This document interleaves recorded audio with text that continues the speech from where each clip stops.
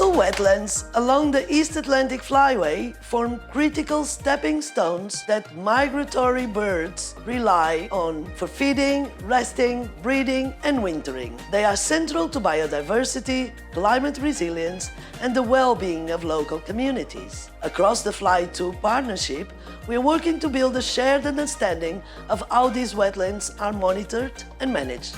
Over the next 2 years, we're developing a framework for an integrated monitoring system that works across the whole European flyway.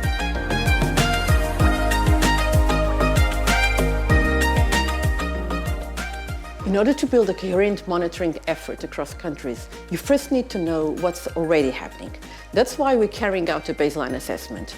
We're bringing together information on governance and data systems across participating member states. It shows where coordination is strong, where gaps remain, and what needs to align with new EU restoration and reporting requirements.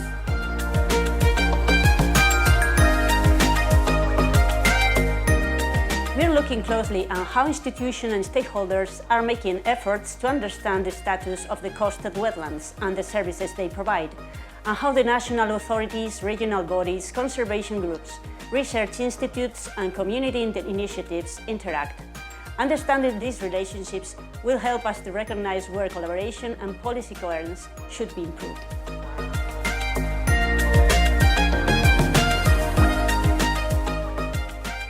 We've been working together to list all relevant monitoring programs across the 5 member states, organized in a shared priority matrix. The baseline assessment has 3 core components: a species and gilts layer for representative water birds, a set of relevant coastal Natura 2000 habitats, and a matrix linking species and habitats with pressures, monitoring coverage and policy frameworks. It gives us a harmonized overview with detailed monitoring tables being added next. We made a flexible Excel structure that's easy to update and share, and the architecture is designed to be reusable and scalable well beyond the project timeline.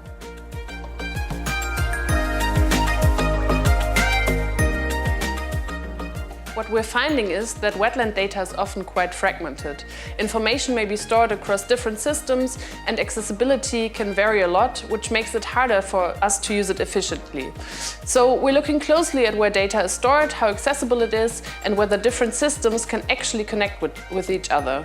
At the same time, we're identifying good practices that could be shared across countries and highlighting gaps where data or coverage is still missing. Overall, improving data standards and interoperability is key if we want to enable stronger long-term collaboration across borders.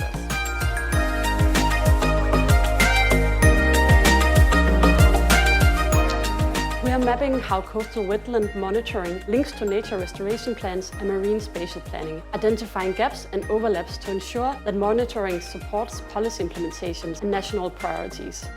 We want to see coastal wetlands and flyway connectivity embedded into nature restoration plans. The flyway isn't a single site, it's a connected ecological corridor, and coastal wetlands across all our countries are critical stepping stones that migratory birds rely on.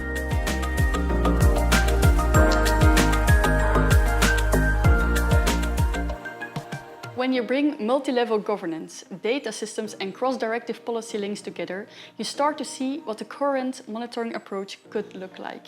These insights form the foundation for a stronger, more connected system along the East Atlantic Flyway, one that improves how wetlands are monitored, evaluated and managed.